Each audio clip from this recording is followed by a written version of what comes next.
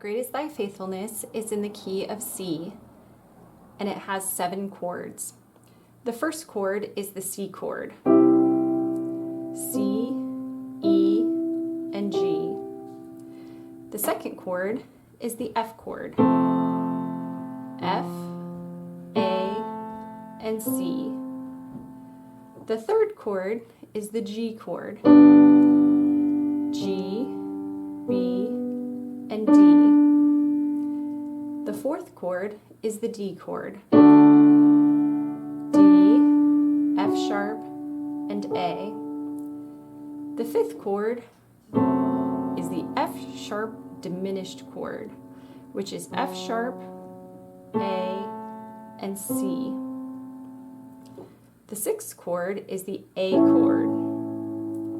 A, C sharp, and E.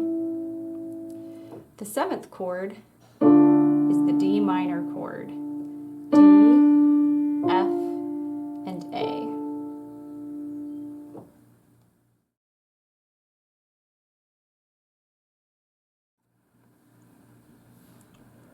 Before you start working on Great is Thy Faithfulness, I would recommend printing out the lead sheet from the description box for this video. One of the first things that you'll notice is that this piece has a 3/4 time signature, which means that it has 3 rather quick beats in each measure. So for verse 1, we're going to hold each chord for 3 beats.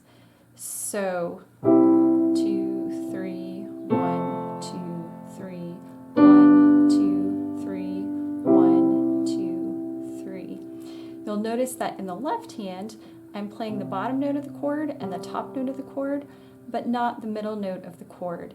If I use the middle note of the chord down in some of these lower chords, it just sounds kind of muddy, and this pattern will also set you up for the patterns that I use for verse 2 and verse 3.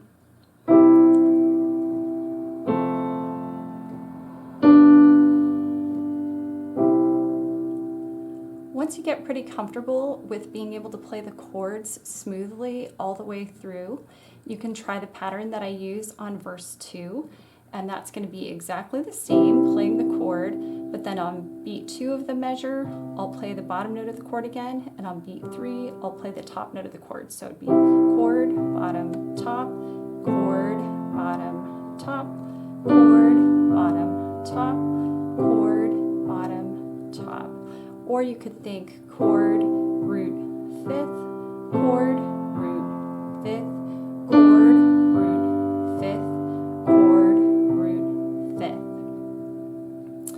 For the third verse, once you get comfortable with the patterns for verse 1 and verse 2, this one is a little bit different. It doesn't have the entire chord playing at the beginning of the measure like I did for the first 2 patterns. It just starts with the left hand playing the root of the chord and then the 5th of the chord, and then the right hand will play 1, 2, and 3. So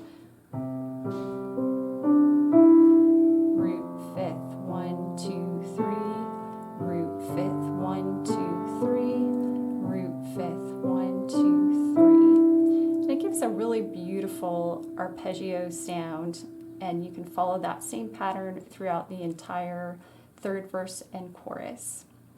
For the last chorus, I just have fun and mess around with it a little bit.